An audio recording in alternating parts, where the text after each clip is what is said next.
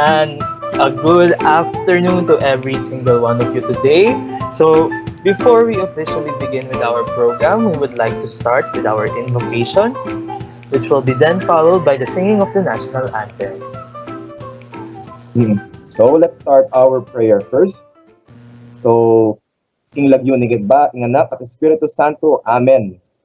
O Jesus at mayupayaming iba at ibanwa, at tabayanan mo kami.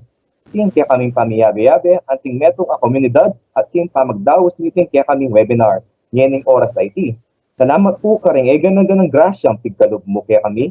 Mo kami paboren, pangadin niya kaya kaming speaker, ni taong tinagon, at din taong minimuna ban malawos ya iting webinar. IT.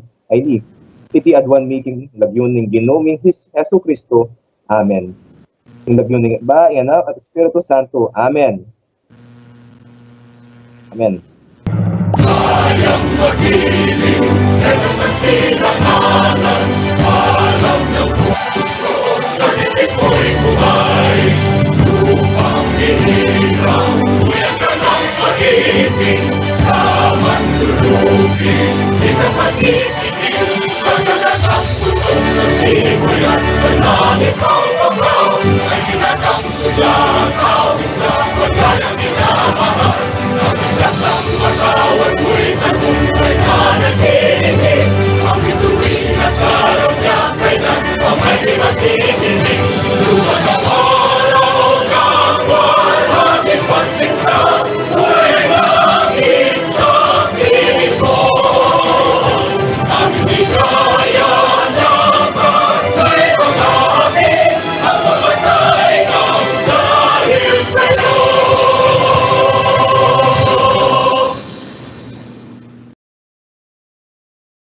Let's call Lian David for opening remarks ng kakatamong webinar.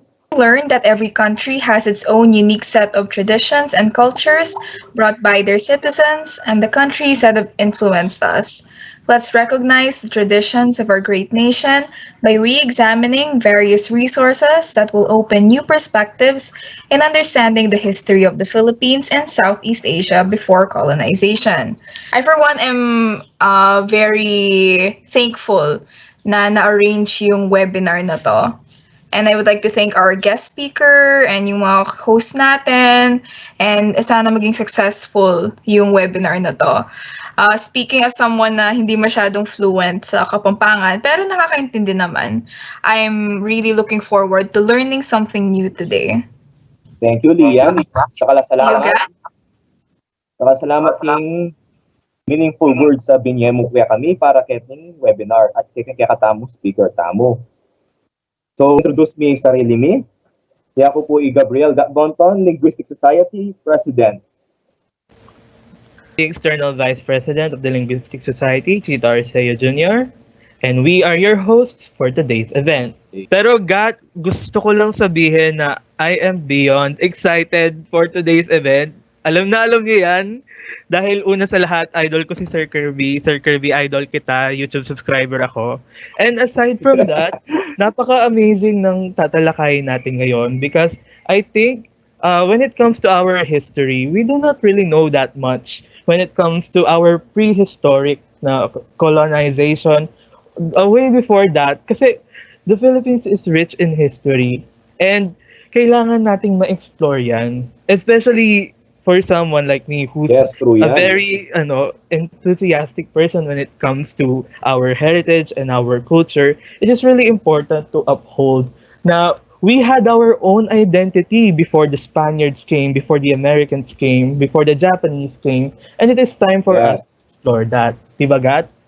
Oh, yes. In fact, that before the Spaniards came, there were ala naman Filipino, wala naman awesome Filipino kanita. Totoo. Every nation, every ethnic group here present in the Philippines, pati ng sarasariling bangsa, nations.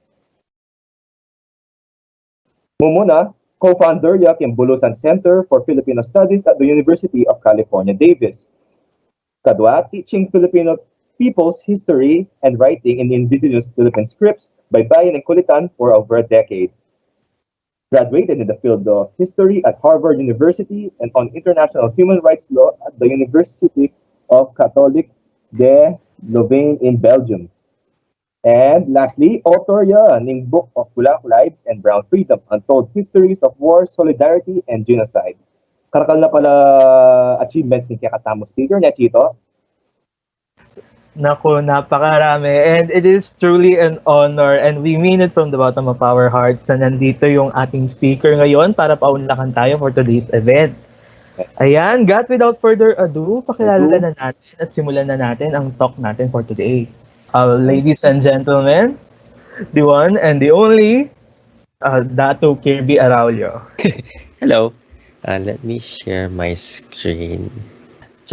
I'll be speaking in Tagalog, Kapampangan in English, so code switch ko. So hopefully everybody understands, even if they don't speak Kapampangan. At least I hope they understand a little bit. But yeah, anyways, in title na ning presentation ta today is rediscovering the Philippines. I changed it kasi yung sinend kay kang gatbunton kaya colon niya. Yan niya baking question mark. Kasi it's a question, like, you know, because we were always taught in the Philippines that our history started with Magellan discovering our islands 500 years ago, and even this year, all of the celebrations about 500 years since Magellan arrived in the Philippines, it's really anchored on Magellan's arrival in the Philippines. Yeah, even though we have a longer history before that, and that's what we'll be talking about today. So what if I told you, ay kapa. Sinabi na ng gatbuntoning or gat sanay akong kaya last name. Sinabi na ng gat a little bit about my background, my this is a summary of my resume. Tapin may nag-aral ko Harvard, UC Davis apong King Louvain, King medyo mayarti na magsalita ring French. Louvain na kay Louvain.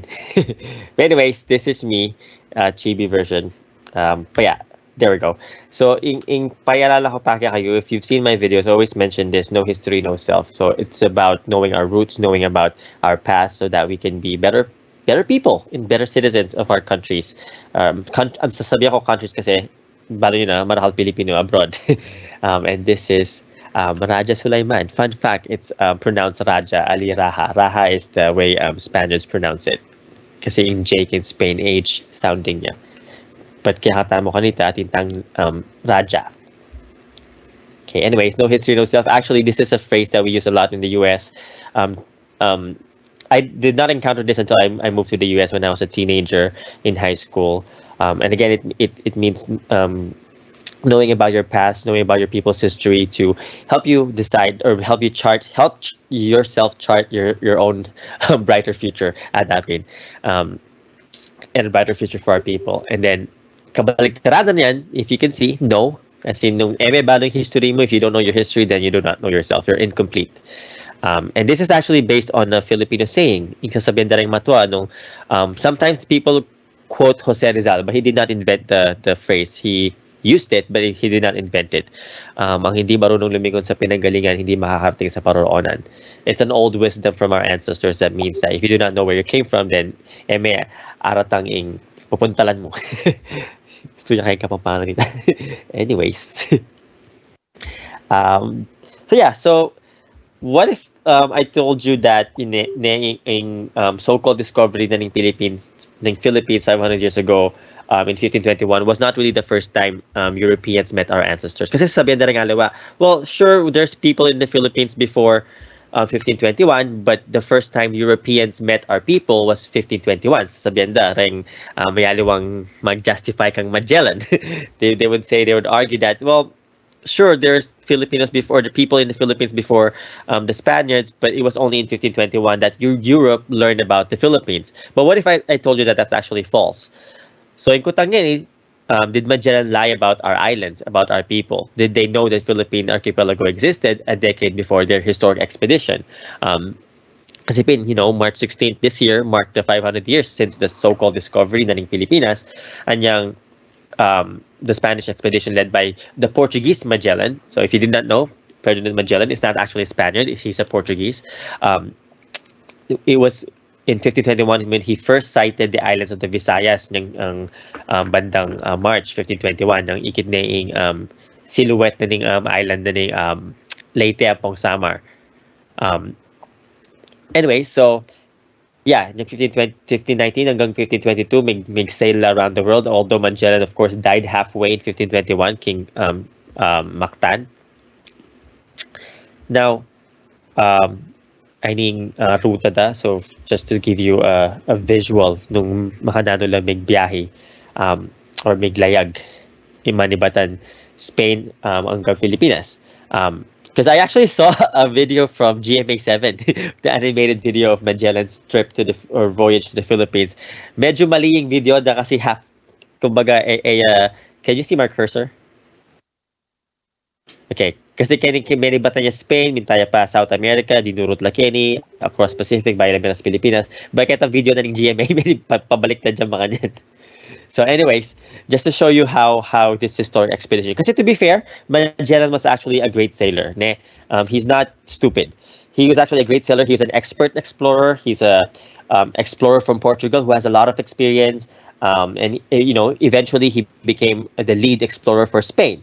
And this historic expedition, mo tungkol Pilipinas, it's also about this first time that there was a recorded sailing around the world. Of course, we don't know 1,000 years ago, maybe the Austronesians sailed around the world, or some say the Chinese did too, but we don't know.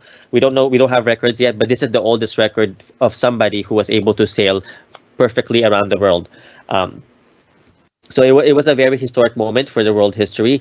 It proved that, again, the world is not flat, that it's rounded, kasi manahal pa rin hanggang ngayon manahal maniwalang flat yung Earth.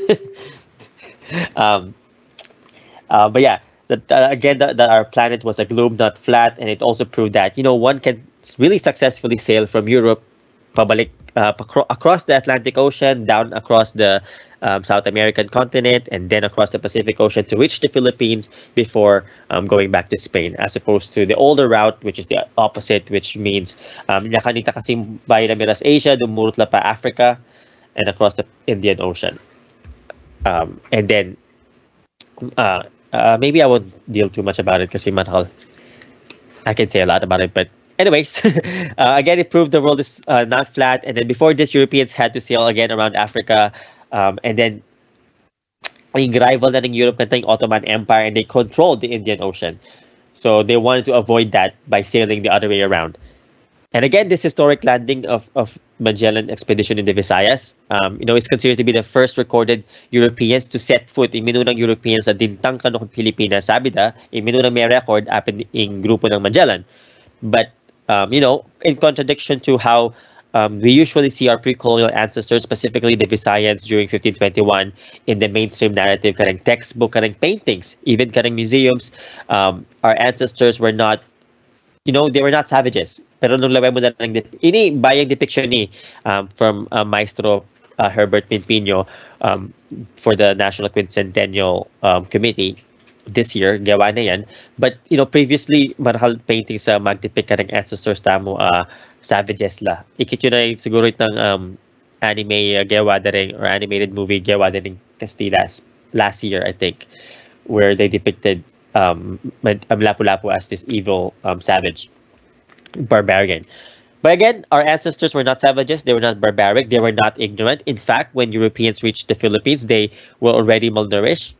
Maranop nila, they were dying of hunger and dehydration. They already had, they ran out of supplies. Imagine traveling around the world with just minimal supplies. Magtipid la syempre nung kagisa na lang pamangan kay libutan ng diet malat, or what Kapampangas actually called the Pacific Ocean, they called it Timog Laut back in the day. Timog actually in Southeast Asia is not south. Tagalog yay south. Baliktad jay Tagalog. I'm not sure why Tagalog Timog means south, but if you in Kapampangan, Timog also means east. In Indonesian, Timog also, or Timor means east, and yating tang East Timor actually means east. But anyways, so they were hungry in the middle of the vast Pacific Ocean. So when they reached the Visayas, our ancestors in the Visayas, the people of the Visayas saw the desperation from the Europeans, and they immediately welcomed them with open arms. They were quick to show them generosity. They were quick to show the spirit of humanity. They fed them.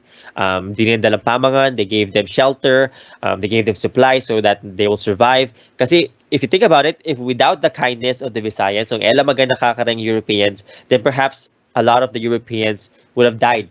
King libutan na ning diet malat in the middle of the sea. If the Visayans did not provide food nor shelter, then perhaps this historic circumnavigation of the world would not have been completed. It would have ended tragically, barely making it halfway around the world. Kapit na pa yung sail da, mete na la. Mamamatay na lang kante. Maranop lang marano.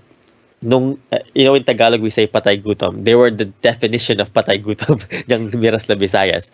So it's also worth noting that Magellan was actually a better sailor than the more famous or infamous Christopher Columbus. Kaya Pilipinas mas sikat siya yung Magellan, pero if you go around the world, Columbus is actually more popular. The country Colombia was named after him. The capital of the U.S. Washington D.C. C stands for District of Columbia. So Christopher Columbus was actually very famous. It's still very famous around the world. But actually, Columbus was not gonna mince my word. I'm not gonna filter my words. But he was actually stupid. He was actually lost in the middle of the sea when he stumbled upon the Americas. Columbus actually was so arrogant. Meteya, he died insisting that the Americas was Asia, insisting that Cuba was Japan. So unlike Columbus, Magellan actually knew where he was going. He was actually aware of his direction. He was an expert. He knew about Southeast Asia before 1521. So in Kutangeni, how did Magellan, hindi pa pala yung alawang pictures, paintings from the National Quincentennial Committee. Yan, yung friendship tareng Castilla pong Visayans. Ayan, that's the way they depict, the animation from Spain I was talking about. And of course, Battle of Mactan, Meteya, yung April 27. Let me go through the slides. So, how exactly did Magellan become good at Southeast Asia? How did he know where to go? How was he able to know better than Christopher Columbus, who was lost and stumbled upon the Americas? So unknown to many around the world, especially in Pilipinas, unknown to many of us, 1521 was actually not the first time Magellan was in Southeast Asia. 1521 was not the first time that he arrived in Southeast Asia. Because 10 years before, in the year 1511, when the Portuguese invaded the Sultanate of Malacca, hanggang 1511, a full decade, 10 years before the Battle of Mactan between Lapu-Lapu and Magellan, Magellan was actually already among the soldiers and sailors that Portugal sent to Southeast Asia. So 10 years before he reached the Philippines, he was already in Malacca, and Malacca today is part of Malaysia. Yeah, so in 1511, the Portuguese invaded the Sultanate of Malacca. And then it was actually in Malacca where he met his young slave. In Laguna, King Spanish is Enrique de Malacca. And as mentioned in my other videos in the past, Enrique de Malacca was actually a very important figure King expedition of Magellan. Not just because he was a slave, but more importantly because he was a translator. So he was the young making bridge, tete or tulay in Tagalog. He was the tulay between the Europeans and the Visayans in 1521. So without him, they would not be able to communicate with the Visayans. And according to many historians, many scholars, Enrique should actually be considered to be and be recognized as officially the first person to successfully sail around the world, not the Europeans. Kasi Enrique came from Southeast Asia in 1511 or 1513 and was able to sail around the world and back to Southeast Asia 1 year before the Magellan Elcano expedition was able to return to Spain. Because if you remember, katang slide ko nandin, in expedition of Magellan, they were able to come back to Spain in the year 1522. But Enrique de Malacca was able to come back to Southeast Asia in 1521. So a lot of people are saying that he should be the one, should be recognized as the first. But that's complicated kasi marahal historians mo naman who would not agree. But anyways, we can talk more about that maybe in future. But for now, back to the question. If Magellan already knew about the Philippines, did he know about the Philippines before 1521? And my expert opinion is that he did. But before let me just show you why I think he did, because not all historians agree that he did. But for me, he did know about the Philippines before 1511. So Malacca, like I said, Malacca was in Malaysia, and Malacca or Melaka during this time was actually one of the most important centers of international trade. Malacca was the most powerful and prosperous sultanate in Southeast Asia that European kingdoms had long wanted to invade and wanted to acquire. So malawat din what do you call this? Malawat din buring um, um, conquer or malawat din buring angkinan ng Malacca. Mixing my Tagalog and English and Kapampangan. But anyways, they've been wanting to invade Malacca for a very long time. Kasi Malacca again was a center of the spice trade. Yung spice trade apin yung pinaka-importanting industry during the 1500s. Nung yeni lawenta mo a lot of the wars today in the world revolves around oil in the Middle East. But in 1511, in the 1500s, it was about spice. Yung spices apin na rin paminta, nutmeg, cloves, these different spices that are found in Southeast Asia that Europe needed to preserve food. Kasi kanita alata namang ref. There was no electricity yet. There was no fridge. There was no pang ref. So they needed spices to preserve their meat, especially during winter time. And the biggest source of spice trade is Southeast Asia. And the biggest sultanate during this time that controlled the flow of spices to Europe was Malacca. Ayan, in Malacca. This is a depiction of Malacca back then. In Melayu or Bahasa Melayu, Malacca, or the full name of Malacca is Kesultanan Melayu Malacca, or the Malay Sultanate of Malacca. But yeah, apin more paintings of Malacca just to give you a picture nung nanoy itsura kanita. But unknown to many people, unknown to most people, the Luzones warriors from Luzon were among the most important allies than Portuguese. So the Luzones today are the ancestors of mostly Kapampangan people and some Tagalog, kasi marahal Kapampangan families who are now sadly don't speak Kapampangan but speak Tagalog. But the Luzones were mostly Kapampangans. So they were actually the allies, what do you call this? Kaalyado na ng Portuguese against Malacca. So before you accuse the Luzones of being traitors, kasi in Philippine history, sadly, there's a stereotype that Kapampangans are traitors. But that's a wrong stereotype, kasi if you look at our history, we actually fought a lot for the Philippines. It's complicated. It's not black and white. History is never black and white. Nobody is pure good. Nobody is purely evil. But again, before we accuse the Luzones of being traitors by choosing to side with Europeans, the Portuguese against Malacca, it is important for us to understand that during this time in politics ng Malacca, maguluya. Actually, in Sultana ng Malacca during this time was very controversial. He was at the center of very many conspiracies. Kaya bene, may balikta Malacca. Kaya bene, pati Prime Minister na ni Sultan Pepa Patene, he ordered the murder of his own prime minister and the prime minister's entire family except for his daughter, kasi ing burida ng sultan pakasalanan itang anak na itong prime minister. He wanted to marry Tun Fatima, but then of course anyways, long story short, pete na rin buong family ng Tun Fatima so that he can marry Tun Fatima. So in other words, the Sultan of Malacca was actually responsible for the internal conflict in Malacca. So he was a bad leader. So it is no surprise that a lot of Southeast Asians, including the Luzones, sided with the Europeans. Kasi sinawa nila siguro keng mismanagement na ng Sultan na ng Malacca. Okay. It's also important for us to remember na apart from siding or choosing to side with the Portuguese against Malacca, the Luzones were actually part of this bigger alliance of Pan-Southeast Asian alliance, meaning different parts of Southeast Asia coming together, joining forces to retake para mabawi yung Malacca from the Europeans. So in fact, during this time, the warriors of Luzon, the one I depicted here in my chibi art, during this time were known to European or to Southeast Asians as the most valiant and warlike people, meaning they're the most brave. They're the bravest warriors of Southeast Asia. And they were also the most sought after warriors of Southeast Asia. So whenever there's war, they would a lot of them would really need the help of the Luzones. So the Luzones fought in a lot of wars, not just in Malacca, but also in Sumatra, in Indonesia, Burma, or what is now Myanmar, King Thailand, King Cambodia. So the Luzones were actually all over Southeast Asia fighting wars in the 1500s, 1600s, hanggang 1600s. But for now, we'll stay in 1511. And then, of course, this is an old map of Luzon from Bapang Mike. Pangilinan from Sinupan Sing Sing. This is his own edit for this old Chinese map.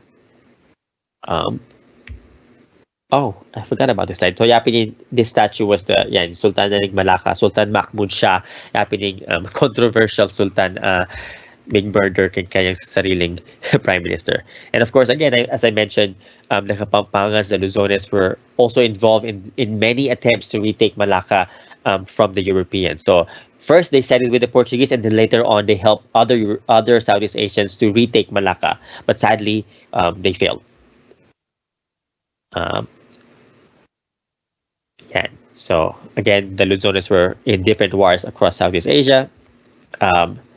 So after the Sultanate of Malacca fell to the Portuguese, of course, the Portuguese would have to set up their own colonial government, and they appointed a guy named Regimo Diraja as Temenggung. So in Temenggung, ito nagagamitan ng Temenggung Pilipinas Guinea, but Temenggung is still used in Malaysia and Indonesia, and it is both a military rank and a political position. So if you're familiar with Spanish colonial history in the Philippines, in Temenggung, in Governor General. So Regimo Diraja was actually appointed as Governor General ng Malacca in 1511, but he lived in the 1400s. So who was Regimo Diraja? So Regimo Diraja was actually a native from Luzon. So he was a Luzones, and he was a very makwaltaya. He was one of the wealthiest merchant and most popular community leader in Malacca in the 1500. He was a very popular international business tycoon who was also a very skilled politician. So he was also the leader of the Luzones community in Malacca in the 1500s. And in Luzones King Malacca, they were not just a small migrant or immigrant community in Malacca, but actually they were one of the most important merchants or business people in Malacca. So in other words, the Luzones were among the big players in Malaccan economy, which I mentioned earlier was the most important trade in the world that Europe has been wanting to acquire. So long before Europeans reached Southeast Asia, our ancestors, the Luzones, were already interconnected. They had deeper relationships and connections King Malacca and across Southeast Asia and East Asia, from Japan to China and different countries of Southeast Asia, from Sumatra, Indonesia, Thailand, Cambodia, to the Moluccas, the Spice Islands, and Java, to Japan. And of course, when the Portuguese invaded Malacca in 1511, the Luzones were among the significant Asian forces that they needed help from. So they asked them, kaya kumbaga, meron lang pinaka-importanting allies na dapat my Kapampangan is not doing well. But they wanted the Portuguese wanted the help of the Luzones forces in their invasion of Malacca, kasi without the Luzones, the Portuguese would not have been successful in invading Malacca. And not just the Luzones, there are other warriors too from different parts of Southeast Asia, but the Luzones were among the most important. And the Portuguese also took advantage of the unpopularity of the Sultan. So what's the connection, or what does it have to do with the discovery of the Philippines? Kasi this is 10 years before the discovery of the Philippines, and it's not in the Philippines, it's in Malaysia. This is more depictions of different Luzones. So it was in Malacca, Kenya, Malacca, in 1511, when Magellan first learned a lot about Southeast Asia. So his experiences during and after the conquest, So the experience during the conquest of Malacca was really helpful for him to learn more about Southeast Asia. So this was very influential to Magellan. This experience was very important to Magellan. This is how he learned a lot about Southeast Asia. So and this is actually how he learned about sailing the other way around to reach the Spice Islands before reaching the Philippines. So after a decade, before he sighted the Visayas, Magellan already had ambitions. Marakal na ambisyon miras King Moluccas. So just to clarify, aliwaying Malacca, King Moluccas. So Malacca is the trading center, the capital of in trading capital in Southeast Asia, in Malacca at King Malaysia. But in Moluccas, where the Spice Island the spices or the Spice Islands that they call in Europe, is actually in Indonesia, and it's actually just right below Mindanao. So ini yung akakit cursor, this is the Moluccas. In yellow ini, in pink ini, pati yellow ini. This is the Moluccas, and this is actually Mindanao over here. Kanyang lelening Mindanao. Or as they say in Kapampangan, kanyang atutan ng Mindanao kasi lalam ng Mindanao. So Magellan had always wanted to go to the Moluccas. In fact, Magellan's older cousin, Imetong Karangkoya, karang pisa ng Matwa, and his best friend and actually his mentor, who taught him to be a good sailor, is Francisco Serrao. Francisco Serrao, by 1521, by the 1500s, he became the personal advisor to the Sultan of Ternate. So gani atintang Ternate in Cavite, but the original Ternate is an island in the Spice Islands, and the Sultanate of Ternate was one of the two sultanates that the most powerful sultanates in Moluccas. So they controlled the important spice trade. Yan, in Kesultanan Ternate King, what is now Indonesia.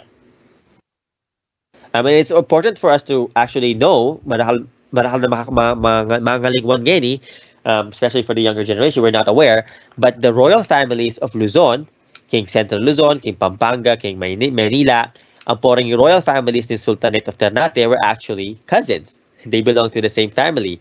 Actually, Gatbonto, kamag-anak noon naman din.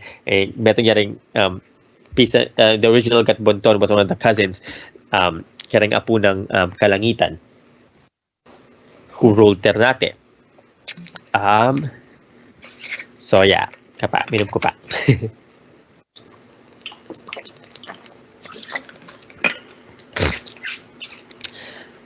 So yeah, according to oral traditions and history, the royal families of Ternate in Moluccas are closely related by blood and by marriage and by alliance to the royal families of Luzon. And again, Francisco Serrao became the advisor to the Sultan of Ternate, who was related to the King of Luzon. And Francisco Serrao had long been trying to convince his younger cousin, Magellan, malawat na neng i-invite Magellan to sail and move to the Moluccas from Malacca. Kasi mas source na ng spices at yung Moluccas. So he wanted Magellan to enjoy the prosperity in the Spice Islands. But of course, Magellan's like, I'll go there one day. So yeah, so again, spice trade during this time was the most important trade in world history. In the world, it was a very important global trade for centuries that actually led to the rise and fall of empires and kingdoms around the world. It is actually the spice trade that led to the colonial conquest of Asia, Africa, and the so-called discovery in the Americas. Without the spice trade, if the Europeans were not eager to get the spices from Southeast Asia, then they actually would not have discovered the Americas existed. So because of the spice trade, that's how colonialism spread around the world widely. And at the heart of this spice trade, this flourishing global trade, was again Southeast Asia, and particularly the Sultanate of Malacca, where Magellan himself lived. So Tinok ng Yakarin for many years, for several years. And where also the ancient Luzones also lived. So yeah, one of this map of Southeast Asia, I believe from the 1600s. Next, so if you look at my cursor, this is Luzon. This is Manila Bay, Chukayukeni, King Pampanga. And then Malacca is over here. So during this time, the Luzones were everywhere. King Southeast Asia, they were everywhere, and they were important traders and warriors. In fact, aliwaya mo yung Regimo Diraja, yung sikat Diraja, King Malacca during this time, who was also from Luzon. So another famous and significant Diraja, or this is Magellan living in Malacca. Oh, this is more Luzones pictures. So again, it's not just Regimo Diraja. Aliwaya mo yung magdilidiling Luzones King Malacca kanta, sikat. Another famous Diraja was Surya Diraja. So Surya Diraja is older, I believe he's older than Regimo Diraja. Actually, we don't know their exact age. But Surya Diraja is an older, a very wealthy international businessman, kalupa ng Regimo Diraja. And nung Regimo Diraja, politiko ya, Surya Diraja, diplomat naman. So he's not just a business person, business tycoon. He was also a diplomat. And he was actually instrumental. He was very important in connecting the Portuguese to the Chinese. So, in the Portuguese, Elamiras China kanta nung Eno sinopang Surya Diraja. So, Surya Diraja provided his massive fleet, meaning Marakalya Barku kanta of spices. kasi meron yung spice trade businessman. So he has a huge fleet, maragulya fleet, naval fleet that he let the Portuguese use, or how do you say this? May kisabela mo rin Portuguese kaya niya Mintaya, China. So he brought the Portuguese to the Chinese court and introduced the Portuguese to China. And that's how Portugal and China became trading partners. It is also believed that Luzones were also helpful. They were instrumental in guiding the Portuguese to Japan. And that was actually the first known contact between Europeans and the Japanese. No? So, nung eliwaka ng Luzones, miras Japan than Europeans. But, we still have to dig deeper about that. More research is needed. So, nung bisa kayo manigal history, I encourage you. So this list, this listahan na ng famous Luzones Diraja King Malacca also included Sapetu Diraja. So, Sapetu Diraja naman, meron niyang military commander. So, he was the leader, he was the commander of a multinational army, meaning, yung warrior sa kokontrol na, yung warrior, yung sundalo na, many batan laking different parts of Southeast Asia, from Luzon to Sumatra, from Malaysia, and actually, he also had soldiers from India, from Turkey, from Ethiopia, King Africa. So, he was appointed the commander by the Ottomans. And they were given the task, in assignment na, is to control the Kingdom of Aru. So, in Kingdom of Aru, meron niya karang kingdoms King Sumatra, within the Sultanate of Aceh in Indonesia. Oh, may nakbag. Anyways, so there we go.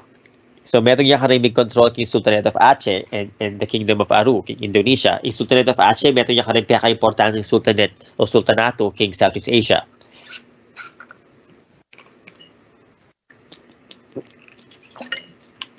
Actually, hanggang ngayon, Aceh, meron niya karimig pinaka-importanting center of Islamic learning, king Southeast Asia. Again, Sapetu Diraja, Surya Diraja, and then Regimo Diraja are all famous Dirajas in Malacca, in Southeast Asia during this time. They all live around the same time. So, naro yung muli sabihin ng Diraja. Yung Diraja, king Sanskrit, apo king Bahasa Melayu, apo king Javanese, king different Southeast Asian languages. In meaning din ng Diraja is royal. Literally, someone from the blood of the king, Diraja. So, in Kapampangan, we actually have a Kapampangan term that refers to the same people. In Kapampangan, aping ang santang mapyang sugi, kareng Kapampangan. So literally, the pure blood, or the pure-blooded, the royal families ng Luzon. I think kung video tungkol king Prina sa bining mapyang sugi if you want to learn more, or I can answer more later.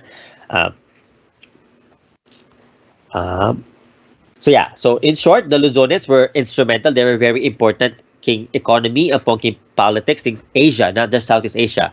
So way before, a long time before the discovery of the Philippines, the Luzones were already thriving. Meron na mamayag pagdala king different parts of Southeast Asia as merchants, business people, businessmen, diplomats, as warriors, as commanders, mo basta-basta sundalo, as governor generals of the kingdoms, so they actually were instrumental in connecting many kingdoms and countries across Southeast Asia and East Asia. So there are a lot of reasons for us to believe that Magellan almost certainly met the Luzones while he was in Malacca. Kasi for me, it's impossible for Magellan not to meet the Luzones while he was living in Malacca, when the Luzones were not the most, but one of the most important people in Southeast Asia. So he might have actually learned about Luzon 10 years before he reached the Visayas, especially since the Luzones were one of the most important allies in Portugal. So mo basta-basta to Southeast Asia, they were also the allies of the Portuguese. So Magellan himself also had a very curious mind, very curious siya, buri ng so he wanted to learn more about Southeast Asia, so it's impossible for him not to learn about the Luzones. Okay, let's skip. I think kung skip king notes ko. So after the Battle of Mactan in 1521, after Magellan was killed by Lapu-Lapu's forces, etabalo nung Lapu-Lapu mismo or somebody else, most likely somebody else, because Lapu-Lapu was already around 70 years old. So after Magellan died, after Raja Humabon tried to poison Magellan's crew, the remaining crew members of his expedition left the Visayas hungry. And then while they were crossing the Sulu Sea in near Borneo, in Brunei, they actually encountered akasalubong de ang armada or ang navy na ng Sultanate of Brunei. So nung in Malacca ng 1511, yung powerful sultanate in Southeast Asia, by 1521, it was actually now the Sultanate of Brunei. So 10 years ago, it was Malacca, the most powerful kingdom in Southeast Asia. And then in 1521, when Magellan reached the Philippines, after he was killed by Magellan, yung powerful sultan in Southeast Asia was actually the Sultan of Brunei. So in armada or in navy na ng Sultan of Brunei was over 200 warships and boats. So maragulyang fleet ita. Imagine 200 na barko. And it was actually led by a commander na ng armada ng Brunei was a young prince ng Luzon who was also the Laksamana. So Laksamana, if your last name is Laksamana in Kapampangan, Laksamana actually means admiral.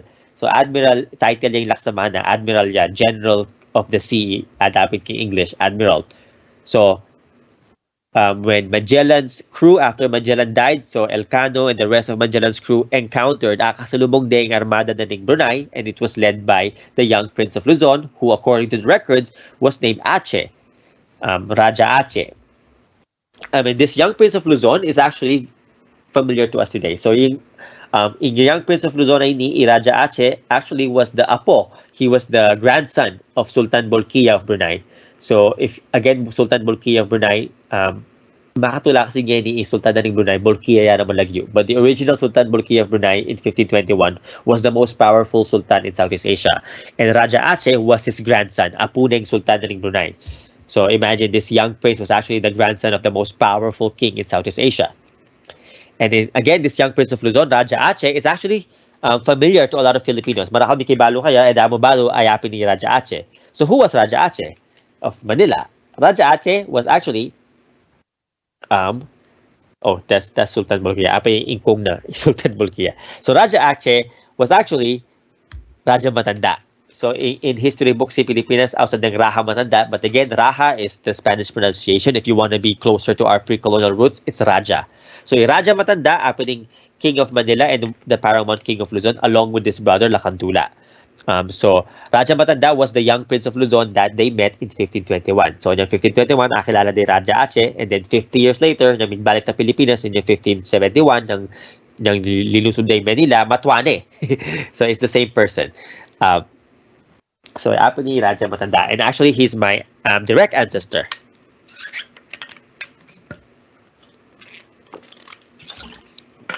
Meto niya naman karang apo ng kalangitan ng Luzon, pinsan ng Gatbonton.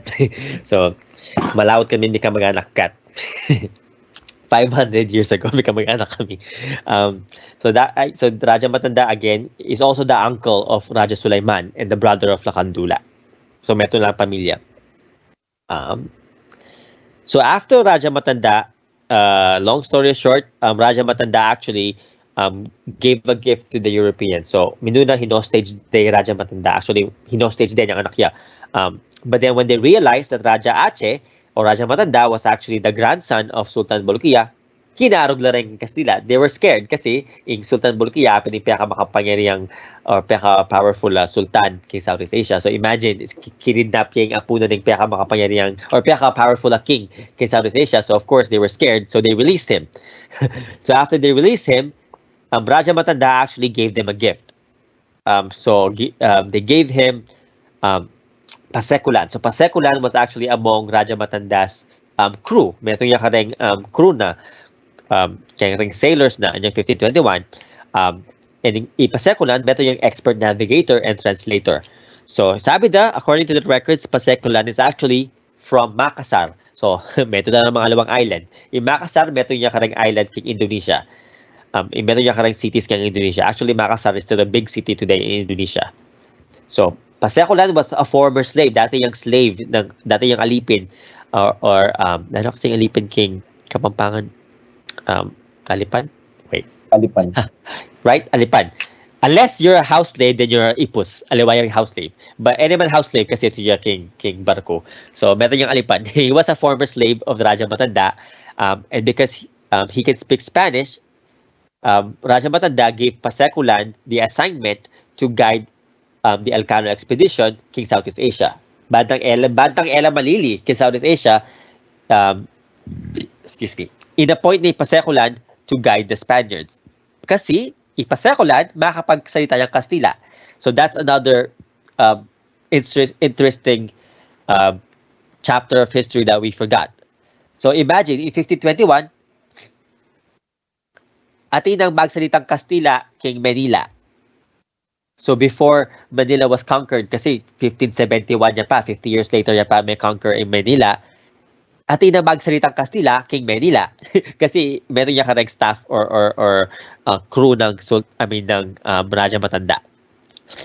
So it's very interesting that one of Raja Matanda's crew members, one of his slaves, spoke Spanish. Anyapin yang binyeda ka rin Kastila kasi makapagkita yung Kastila. So imagine, how would somebody speak Spanish in Manila 50 years before Manila, allegedly before 50 years before the Spaniards conquered Manila. And then atin tapang sabyang metong what do you call this? Nasilagyo. Itome Pires or King English or in Spanish Tomas Perez metong yang last name. So Itome Pires metong yang apothecary. Yung apothecary apin lareng pharmacist hanggang minulang panahon. Ilang pharmacist kanta. Metong yang mong pharmacist pero marakal yang sulat King Southeast Asia. Very observant niya. Dapin, sabi dapin, kano expert pharmacist, palpak yung pharmacist, pero expert yung journalist. So instead of his actual skill, his talent is not actually pharmacy. Siguro pinilit niya ng tengari na mag-pharmacy. So, yung talent na talaga, mag-take note or mag-journalist. So he was a journalist by heart. So, marakalya asulat kin Southeast Asia kanta. Marakalya asulat about Southeast Asia ng 1512 to 1515 yung makatuknang yung Malacca.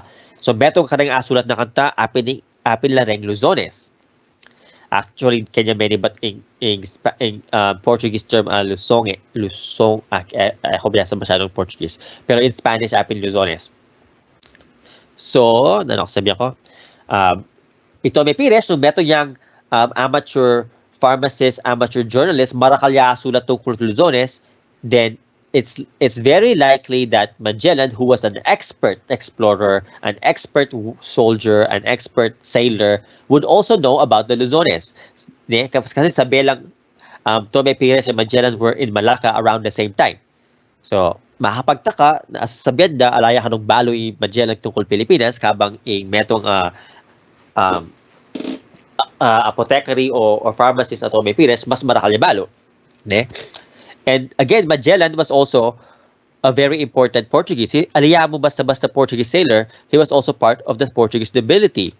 He was very distantly related to the King of Portugal. Actually, anyapin meging yung anyapin meging yung explorer for Spain kasi may pati lang akapate ng King ng Portugal. May pati Magellan na King ng Portugal. Anyana Magellan, in Spain niya in sopan kung miras Philippines or miras Southeast Asia. So again, it is important for us to learn na long before Europeans began their expeditions outside Europe, before they learned how to sail outside Europe, our ancestors were already, expert navigators. They were already expert sailors across Southeast Asia. Alam mo Southeast Asia, they crossed the Pacific Ocean kasi culturally we're related to the Pacific Islanders, King Hawaii, King Easter Island, ipeka farthest reaching Austronesian people is Easter Island, which is just very close to South America. Actually, it's Easter Island part ng Chile in South America. But yeah, sasabihin na parati before, for many centuries, people of the Philippines and the rest of the world, we were taught that ituturo na kay Katamu, or the history of the archipelago of the Philippines, only started when Magellan discovered the islands of the Philippines in 1521, or that before 1521, the people in the Philippines were ignorant. They were savages. Etamo, what do you call this? Etamo kanu biasa. Mula latamo, latang technology, latang kabyasnan. We don't have, we're not civilized. before 1521. But of course, this is far from reality. Very far from very far yaking true history na ng Pilipinas or ng archipelago na ng what is now Philippines. And very far king history na ng diverse but interconnected people na ng Pilipinas. Sabi nilang gatnan din, the Philippines today, we have a lot of nations before Europeans came to the Philippines. But I also want to point out that even though we are different kingdoms, different nations, we're also interconnected. Nung lawen niya yung traditional flag na rin Kapampangan, yung pandi na rin Kapampangan in green, yellow, red, it's exactly the same colors, the same flag in Maguindanao. So that's how we're interconnected. But anyways, long before Spain and Portugal became kingdoms, Nebaya pa making kingdom in Spain and Portugal, in ancestors Tamu were already thriving. They were already one of the most famous people in Southeast Asia, throughout Asia, not just Southeast Asia. So long before Europeans sailed to Southeast Asia, marahal tayo na apupuntalan. We crossed the Pacific Ocean, we crossed Indian Ocean. Kasi ang tao Madagascar, many batla naman Austronesians. So it is very important to learn and remember that the people of what is now the Philippines, we do not owe our civilization King Spain. We do not owe our rich culture from Spain. Kasi marakasasabi na, without Spain, in Pilipinas, it would remain uncivilized. That's not true. We have rich culture before Spain. So this is an old map of Southeast Asia. Because in my opinion, whether or not they discovered the Philippines, whether or not they discovered our islands, whether or not they ended up in the Visayas, our ancestors already had our own prosperous kingdoms, our own thriving civilizations. We have complex society. At itang, imagine during this time, if you're a slave in Europe, you'll be a slave forever. But King Pilipinas, there's a way for a slave to become a datu actually, or a datu to become a slave. So very progressive yan naman, very what do you call this? Merit-based society. So we have a very complex society. We have really deep history. We have colorful interwoven cultures. Oh wait, that's it. But yeah, marahal ta ebalo ka rin ancestors tamo ne.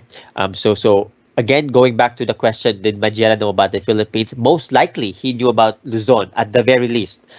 But of course, to promote but of course, history is biased. For 300 years, we were a colony of Spain. So the Spanish version of the history of the Philippines is biased to show that the Philippines needed Spain. But in fact, we did not. Our ancestors did not need Spain. We were already civilized. And then the Americans came in 1898. And even, actually, in my opinion, the Americans did more damage in 50 years compared to the damage that was done by the Spaniards in 300 years. Mas marakalya actually asira. Marakalya actually bira, mas marakalya bira ng Amerikano kareng Castilla compared to the Spaniards. Even this whole debate about, how we have a debate today in Kapampangan, is it a dialect or a language? Well, technically, it's a language. It should really be a language. That debate only started with the actually Americans. Because before the Americans, the Spaniards wrote that the Kapampangans, the Tagalog, Visaya, Kapampangan, Ilocano were all languages. But when the Americans came, they're just dialects. So ilan talaga menggulo king semantics king Pilipinas, ilang menggulo king history ng Pilipinas. Mas marakalagilo in Uncle Sam, mas marakalagilo in United States king history ng Pilipinas kaysa karang sila. Not to say that the Spaniards did not mess up our history, but the Americans did a lot of damage. Yeah. Actually, if you want to learn a lot about pre-colonial Philippines, you should actually even read Spanish records kasi malakala naman sinulat. Of course, bias lang bagya, pero anyways. Anyways, again, our ancestors already had our prosperous and thriving civilizations, complex societies, and really colorful histories and interwoven cultures kasi no culture exists in isolation. So we were all interconnected, especially back then. Salamat. This is how you write salamat in baybayin and salamat in kulitan. Dakala salamat. I'll end the lecture here. Maybe we can just do Q&A ne? Right? That's the flow. But anyways, dakala salamat kaya kayo. Dakalpong salamat kaya kayo. Luwid kayo. If you're not familiar, salamat really, in original meaning na rin salamat is peace.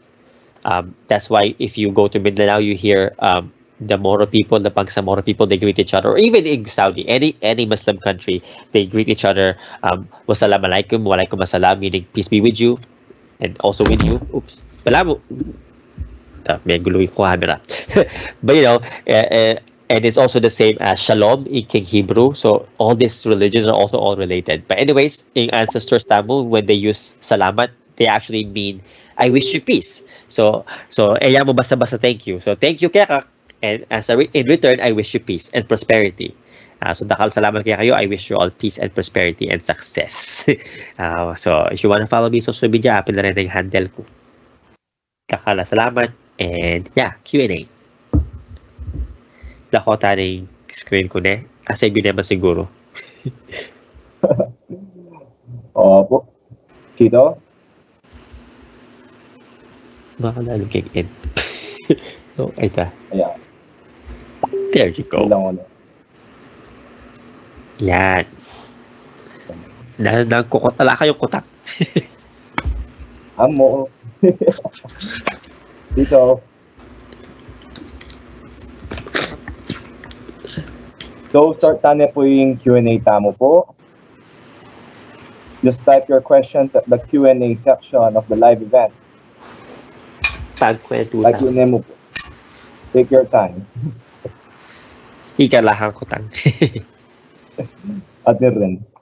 Pero mas marakalya ko tayo dito. Nakay mo yan. That's actually good.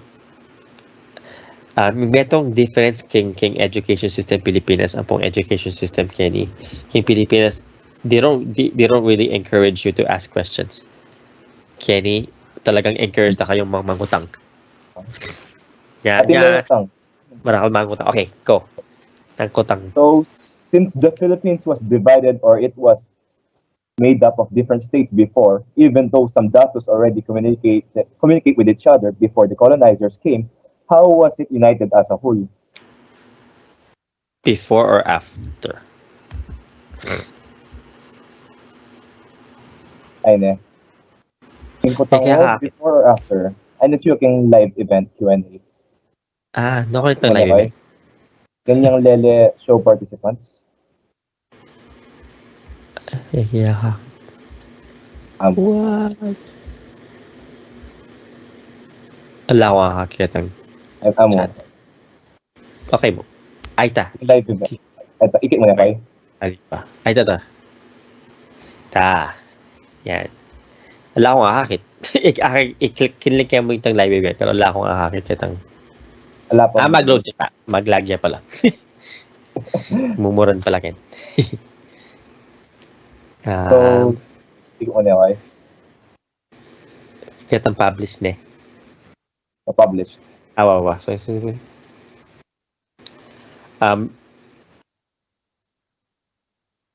makanano yung United in Pilipinas kanta before colonialism? Is that the question? Wow. Okay. Basta. Well, technically, a lot namang one country as Philippines kanta. Actually, dapat ilako tayong isipan tamo parati kasi ngayon in nation states. So this idea na ng Pilipinas as a nation state, in Indonesia nation state siya, in United States of course nation state yeah. These are not the same concept kanita yung minunang panahon. Masakit siya actually explain in political system kanta ng 1500s lakwas na king Southeast Asia kasi marakal mag-overlap. Overlapping borders adapin. Even in India was also made up of many different kingdoms. In Greece, nung labay may history ng Greece, aliwala-wala city-states, aliwala-wala kingdoms, aliwala yung kultura ng Sparta, King Athens. In Rome, makantaya rin. So, in concept tamong nation-state as united metong country, it's very modern. Minibata niya mo anyang 1700s, 1800s, anyang French Revolution, mata. But anyways, in Southeast Asia kata marakalya overlapping sovereignties, marakalya overlapping borders. Kalupa na ni Moning Manila in Kingdom of Luzon, technically independent siya, but some sources say that it was also part of Brunei.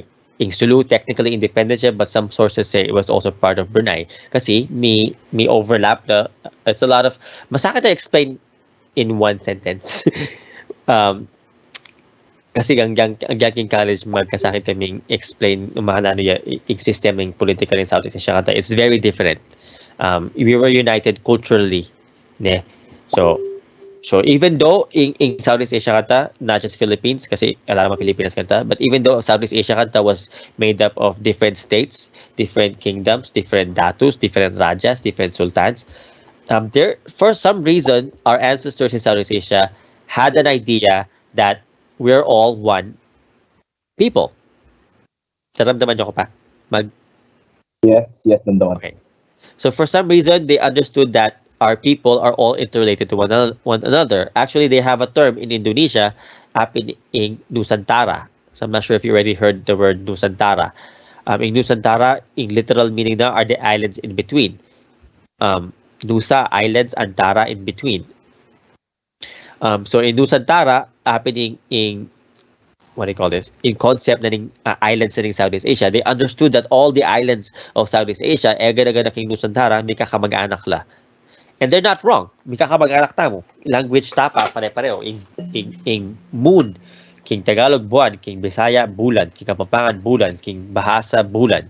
So While we are waiting for everyone na may mga tanong pa, just please type your questions sa ating live Q&A para masagot ni Sir Kirby para sa atin. Habang wala si Sir Kirby, ano lang takeaways mo kayong talk tamo ngayon? Masanting niya, actually, in Talktown, medyo interesting niya. Like, maral ko abalo mo muna, maral ko abalo. Ako balo mo muna. Kitang makanta, tapos maral ko rin ko tong makanya pala ka-diversing kahit actually nation stand bangsa kanita kaya ti Pilipinas mo naman nasabing beto yan nation Philippines kanita mo sabi actually nations tamo kanita so diverse tamo pala we are connected in some way iti nga balo ko ika chito. And ayun, aside from the fact na napakarami natin natutunan ganon, it's also interesting to think about the power dynamics that happened during those times, especially yung mga kingdoms from Malacca to the Luzones to Borneo. Those are not things that we usually see kasi sabi nga ni Sir Kirby kanina, history is biased. And yung nakikita nating history ngayon are the ones that are written by the Spanish. And hanggang ngayon, hindi pa natin, or rather, hindi pa tayo nabibigyan ng chance to rewrite that history. It would be very interesting to see those in our textbooks, especially sa ating elementary textbooks na kung saan doon talaga yung foundation ng ating Philippine history. Kaya, napaka-kunti ng alam natin tungkol sa mga topic na to because in the first place, wala naman silang place sa ating textbook. So, it is time to reclaim our history. It is time to rediscover what our history truly is. Thank you for sharing kasi primaril ta kailangan i-rewrite king kakatamang history. Ibalik ka and that's a thing with history a static in history actually it changes new information comes out or new interpretation comes out then we can rewrite it. So aliwayang revisionist ne aliwala reta kang ring maglarap king history aliwala reta. By the way, yeah, sige. Allows you na yung Q&A. Ko, meron ka rin ko tang? Walo lata? No? That's okay. Doon tayo huli. Interested lang po. Ayun na po. Nangkutang. Yari na kayo po kitang pag-ibat yung kita mo. Akala ko na sabi. Sorry. So, laos na niya po kayong kutang na pong tayo. Actually, kutang na pong Jerry kayo ni Balido. So if the Philippines is really a country of diverse culture, just like before with Luzones and Visayans, how can we change the concept of a Filipino nation made for unification that kills our culture? Good question. Para ako, it has a lot to do with recognizing the differences, but at the same time seeing what unites us. Kasi eto na ako metong country ngayon eh. It's hard to change that. The course of history led us to where we are today. But sadly, yung system tayo ni medyo Manila-centric yan. Manila-Tagalog-centric yan. But I agree, it's complicated. So as long as we recognize what unites us more than what divides us. Ne? Recognize that we're different. Kasi nung laban tamo, we can be different, but we can also be united. Nung nagkapamanga, biyasa lang magluto, then let them cook. Tambakanta, nung ating, kumbaga, nung may kakaluguran kayo, nung meto biyasa niya mag-drive, meto kaliya, tapag papag-drive niya wala tangali. You focus on the strengths instead of the differences. Then focus on what unites us, what we can contribute to the table, as opposed to what meto niya. Kasi ngayon, sadly, in concept na rin Filipino, that atuturo na kay mainstream society ng Pilipinas, itang dapat nung nanong sa biyang Manila. Ne? Aliw, kasi it's not just Tagalog. Actually, even Tagalog people from Mindoro, even Tagalog people from Batangas are upset. Kasi aliway Tagalog na kay Manila, pero in Manila, imposed na rin yung karelang kultura kay aliwang country, aliwang provinces. But yeah, it's a complicated question, but for me, it's about finding what unites us rather than focusing too much on what divides us. And that's a lot of people forget that. Sure, we're different people, but there's still something that unites us. And the thing is, our ancestors in Southeast Asia before the 1521 already do that. Balo da may aliwa-aliwa tayo, but balo da namang we have things that unites us. So hopefully I was able to answer the question. It's not an easy question. So, That was okay, next generation. Grabe, ayan. Okay, Gat, may mga tanong pa tayo? Yes, marakal pa. So, yung next sa kutang, batya ka ako. How did Raja Matanda reach Luzon? Mga miras siya ka rin. He was born in Luzon. Luzon niya?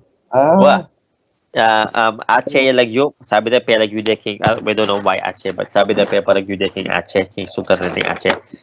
But paito na kene. Ining libro ng Mariano Henson in the province of Pampanga and its towns and the genealogy of the rulers of Luzon. Chuking pulot.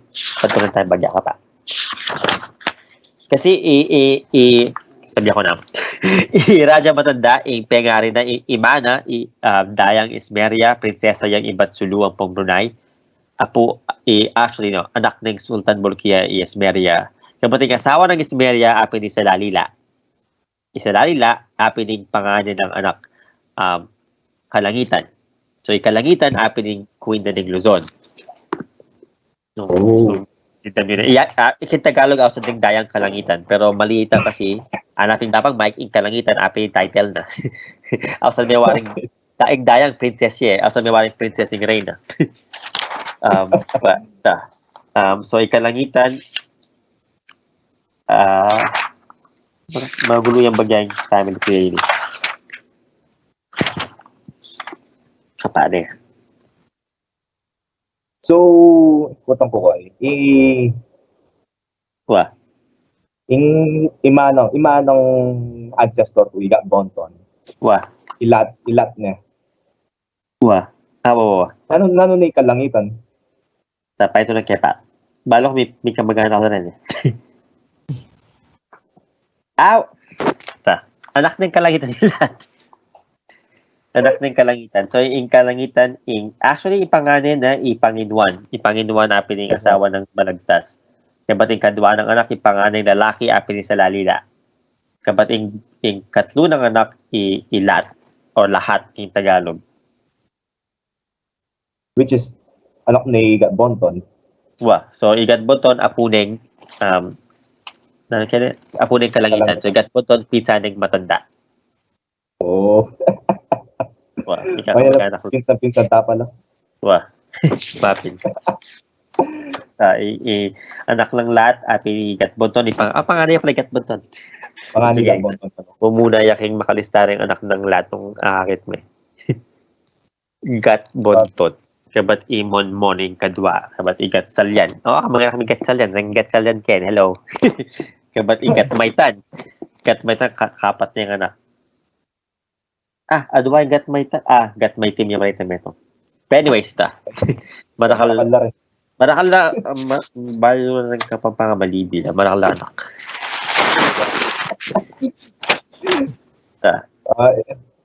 Yung next lang ko tang.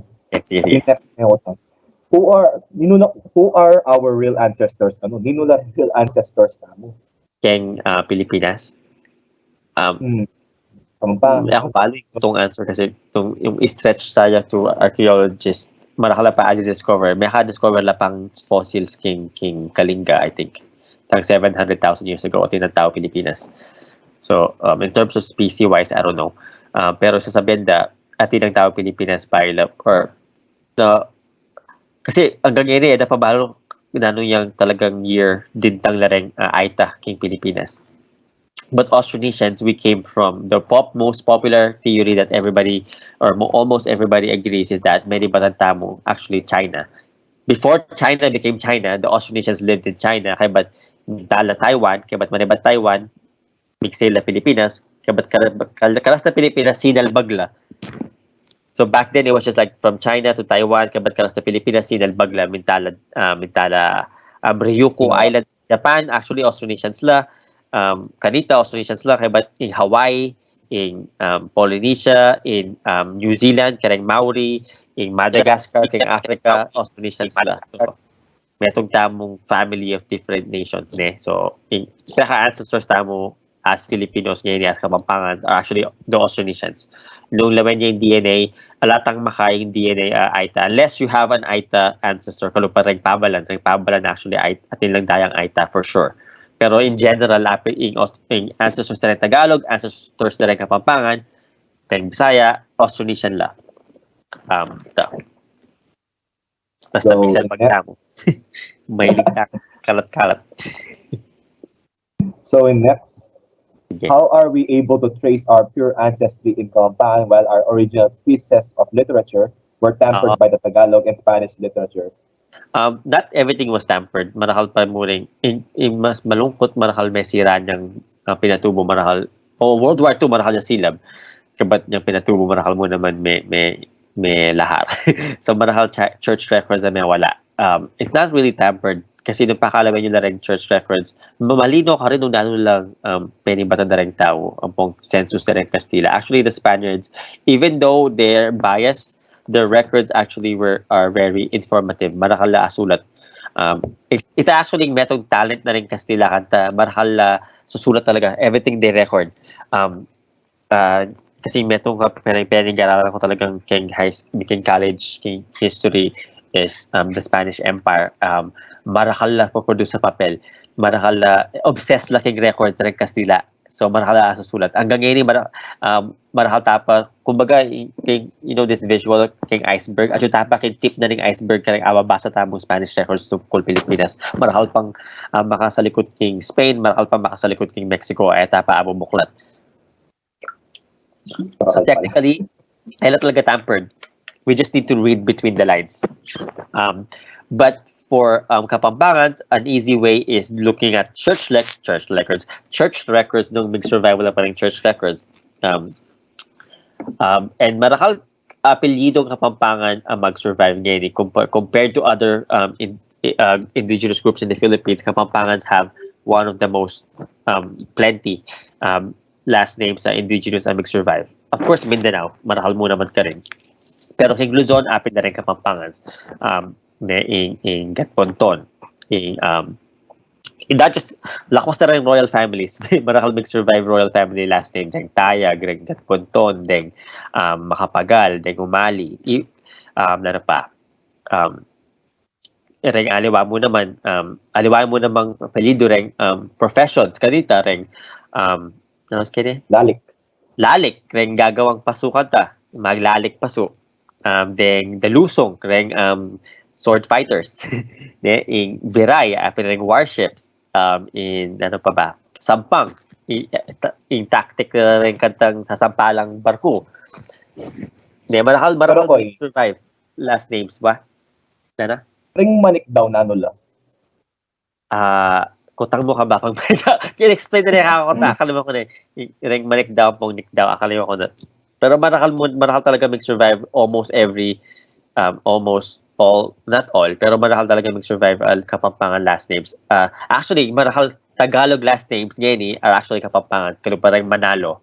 Paladang Manalo, Manyambot. Manyambot ka. Loto. But the original meaning ng Manalo, meaning ba siya king Mantalaw, meaning to resonate, king Kapampangan. Kasi rin Manalo, Kapampangan na talaga originally. Pero ngayon ating Tagalog. At So yung marami rin talaga Manaloto. Kapampangan na enamag Tagalog, enamag Kapampangan. So, and nung lawen tayong ang census na rin Kastila from yung dintang na yung 1571 king Manila from Pasig River king Tondo hangga Pampanga, Tarlac, Bulacan, parts na ng Nueva Ecija, parts na ng Bataan, parts na ng Aurora, Kapampangan la. So, nung ing tibatan, yung pipumpunan mo, may bait la. Kalau pa direct tayag, marakal tayag, may bait Malabon. Yung Malabon, ngayon, Tagalog na lang. Pero yung kanita, Kapampangan la rin. Yung Hagono, yung Bulacan, Kapampangan la kanito din. Yung Kalumpit. Yung Bulacan, mga katulad. Sabihan din, yung Bulacan, may ribat siya yung Bulak, yung Cotton. Pero, lawan may history ng Bulacan, ala namang plantation ng Cotton ka rin. Yung Marakal, Burak. Yung Kapampangan, yung original Laguna yung Bulacan, Buracan. Kasi maburak ka rin, marshland siya. Yeah. Marakal mga niyan. Okay, makana yung Miras Bulacan. Yung Buracan dati. Well, yung Arab pong L, balamong interchangeable lang. Balamong Dia pong R, interchangeable na rin. So, over the years, may making yung Bulacan pangasulat. Pero, originally, Burak yan, Buracan. Pero manong neman tan yung Buracan. Makatano ko kay Buracan. Kaya siguro ito yung Buring Aminan. Correct, Bulacan yung representan ko po. Kapampangan ko po kanita.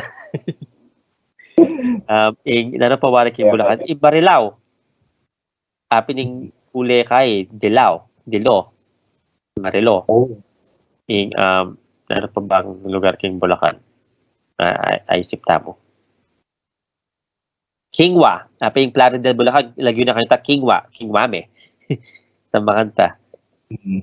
Marahal lugar king Bulacan. Actually, ang Batangas, marahal lugar ating lagyong Kapampangan.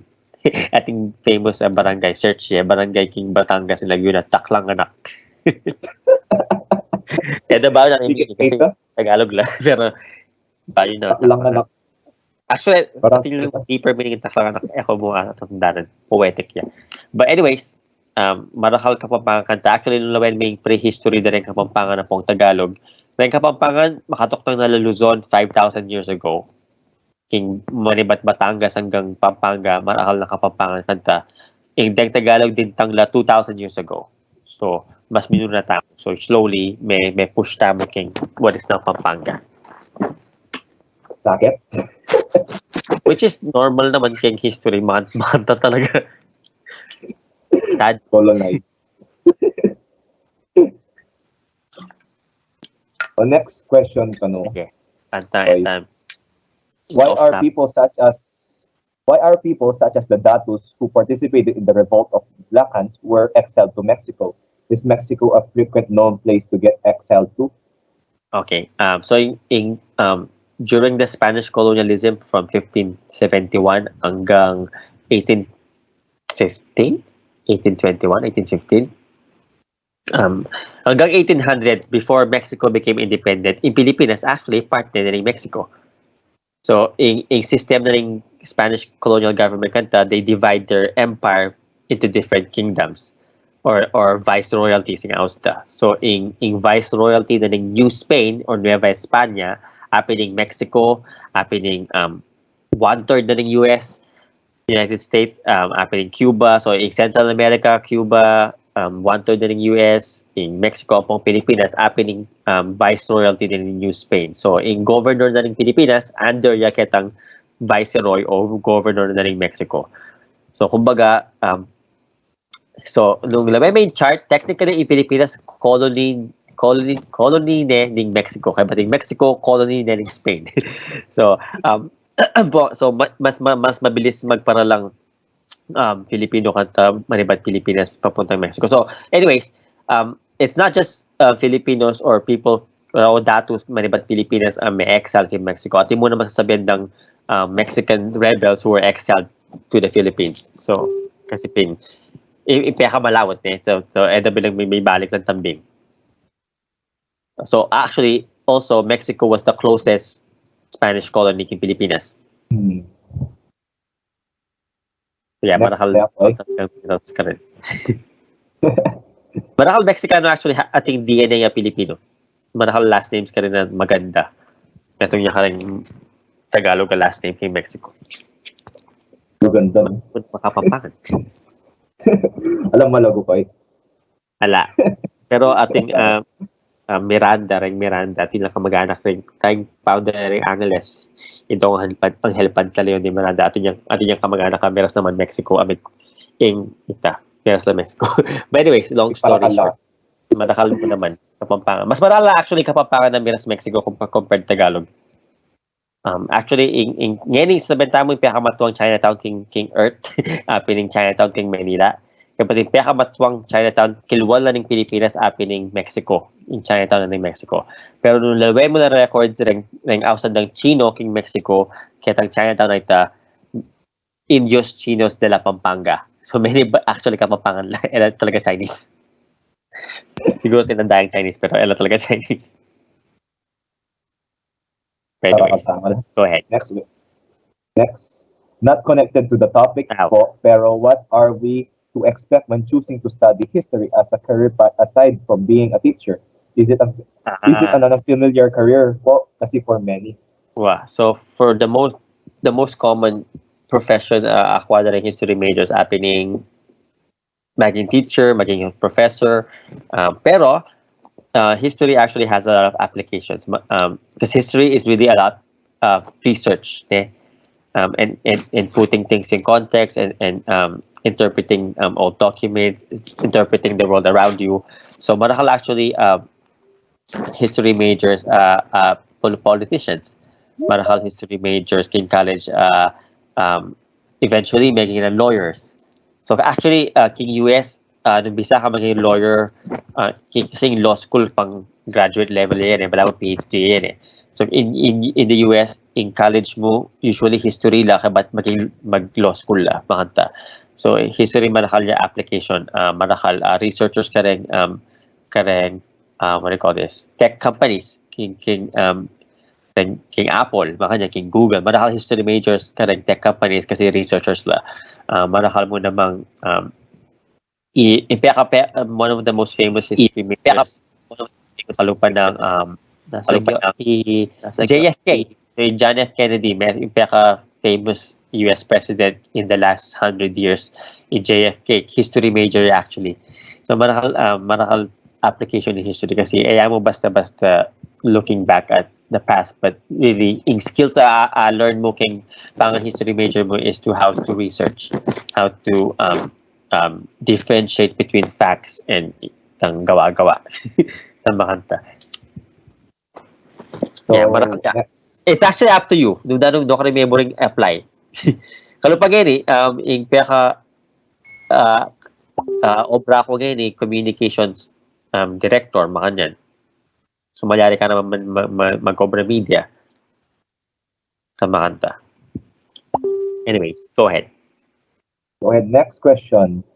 Nanuya po yung pekamasanting nga agawa darang Luzones king historika mo. Ginawa lang manakala mga santing lahing Kapampangan.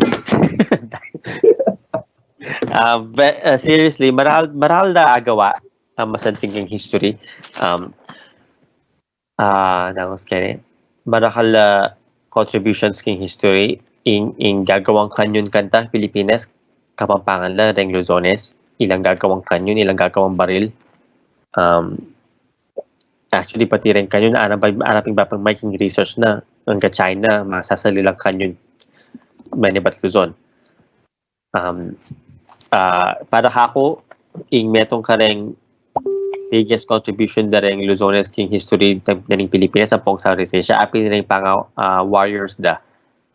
Anyang yung kailangan yung South in Cambodia ng maging in Thailand invading Cambodia kanta ng 1600s yung sinahop ka rin Cambodia sa Kapampangan la. And then 30 years before that yung in Myanmar naman yung mag-invade ng Thailand Ayutthaya yung sinahop ka rin Thai after ng Kapampangan. But kay Pilipinas yung linusob na rin Dutch sa kupan ng Pilipinas kunande ka rin Kastila yung talagang medyo kitang Battle of Lanabal lapit na rin Kapampangan.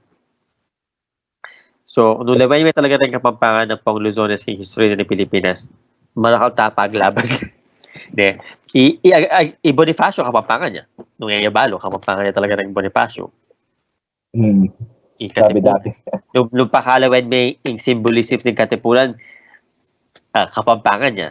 Yung lagyo ng Bonifacio king Katipunan, king Mason, Sinokwan. Yung flag ng Bonifacio, ating yung munulang flag na ng Katipunan ating Aldo, ating flag ng Bonifacio. So imagine ito, Sinokwan, Aldo. Kabat ngayon ya para ako yung sun, ketang 3 stars sinasan, a flag tayo ngayon, may nibat siya talaga ketang Aldo ng Bonifacio. Kabat nung napakalaban may Bonifacio yung kanta, yung penibala na siguro na rin sana apening iba akong Sinokwan. Marata contribute actually, mas masakit yung pakibatan. You cannot just choose one contribution from the Luzones king history na ng Pilipinas. Marahal ta contribute from then until now. Marahal ka rin isipan tamang Tagalog, actually Kapampangan la. Marahal diplomat ngayon Kapampangan la. Marahal kanita Kapampangan la naman. Not to brag, pero ito to mas marahal ta, proportionally marahal ta at contribute in history. Basta in short answer, masakit mamiling metong contribution. Yung tamong last question ko eh. Last name. Last name. Yung sabihan ko. Di ba hindi naman po lahat ng Pilipino na may Spanish surname ay may dugong Spanish? Mga ilang percent po kaya ang sa tingin nyo po may dugong na talagang Spanish? So, mahirap sagutin yan kasi I don't think we've ever done widespread DNA testing. So, you only find out through DNA testing kung may ating kang dayang Kastila. But it's true, not everyone who has Spanish last names in the Philippines are Spaniards or have Spanish blood kasi anyang 1800s, nag-impose siya rin Kastilang o Claveria, mag-impose siyang batas sa na dapat mag-adopt last names. So, exempted mo, apin da rin ating dayang Kapampangan, may tulad rin exempted na po rin ating dayang royal blood. So, rin, kay Visayas, ating pamuring Tupas, apin na rin apo na ng, descendants na rin Raja Tupas. Sa makanta. But yeah, masakit pakibatan. It's hard to answer yung makanda yung percentage ngayon yung population na rin Pilipinas yung ating Spanish blood. Usually, balo mo talaga nung ating Spanish blood kasi your family still speak Spanish. Rin Castilla, lalako yan. For example, king side ko karang Aráullo, ating kaming, we know for sure that we have Spanish blood kasi we still spoke Spanish. I was still raised to speak Spanish when yung anak ko by my lolo. But after that, we actually stopped teaching Spanish in the family. Actually, ako yung pinakatalwin ng tirong Spanish ng lolo ko. Bayamete. But yeah, usually, akit mula rin king karang family history, king family pictures, ating kong family pictures ay kita lupa Pilipino, lupa na talaga maputi. But anyways, masakit balo until you actually do your DNA testing. And naman masagling DNA kaya kalupa kaya ni marakal talagang pa-DNA. Masakit talaga nung pa-DNA. Pero another harder way to check if you have Spanish blood is lawan niya yung listahan ng Claveria at ang listahan na rin last name sa main post Pilipinas. Nung alaya ka rin yung last name niyo, then most likely ating kang dayang Kastila kasi kumbaga marakal emo Kapampangan, emo royal blood na exempted, pati rin Spaniards who are already in the Philippines were exempted from kalupa rin Zobel de Ayala rin Ayala land. Alara rin ka Zobel is not in the list ng Claveria, so yung Zobel ka most likely ka Kastila ka. But anyways, it's really hard to know until you do your own research. You can church records mo naman, marakal mo naman makalista nung ating kong dayang maputi. Or Kastila. To wrap everything up, again, tatawagin natin ulit ang President ng Senior Toastmasters, J.M. Tayag, for his final remarks. or his closing remarks. Ayan po. Oh, that's a wrap. Once more, I'd like to thank our guest speaker, Sir Kirby Aráullo, as well as all those na sumama hanggang sa huli. Dakal pong salamat. Truly a master of his trade, we leave today with a deeper understanding and appreciation of our Kapampangan heritage. In line with this, I'd like to present this virtual certificate to Sir Kirby Aráullo for gracing us with your presence. The certificate of appreciation is hereby awarded to Dátû Kirby Pábalan-Táyag Aráullo for imparting his valuable knowledge and expertise as a guest speaker on rediscovering the Philippines, the Luzones in Southeast Asia before 1521 through the Di-Convergence webinar series, Bridging the Gap of Communication through the Celebration of Diversity, given this 8th day of June 2021 at Angeles City Science High School. And with that, I'd like to conduct a final prayer so that we may all be on our way. In the name of the Father, and of the Son, and of the Holy Spirit. Lord, thank you for blessing us with mouths to share, ears to listen, and hearts to connect. As we end this program, may you bless all present here with your unbounded kindness and everlasting grace. Give us your glory as we proceed through our day with smiles on our faces and convictions in our hearts. All this we ask in Jesus Christ's name. Amen. Thank you po ulit, Sir Kirby Aráullo. Dakal pong salamat, sir. Dakal. So, Kareman Albed, dakal ang salamat po rin. Ayan, thank you very much to everyone Thank you. here, and to Sir Kirby, thank you for a wonderful session. Lastly, Sir Kirby, saan po namin kayo makikita for the final time? Sa Facebook. Sa Facebook, sa YouTube, sa Instagram, it's all Kirby Aráullo. So, just my first and last name. Masyado yung mahaba nung gana. Yan, But yeah, there we go. Kirby Aráullo on Facebook, Instagram, and feel free to add me nung atyo ko kayo. Basta nung add ko, message ko mo naman na atyo ko kayong webinar ni. At tabalo ko.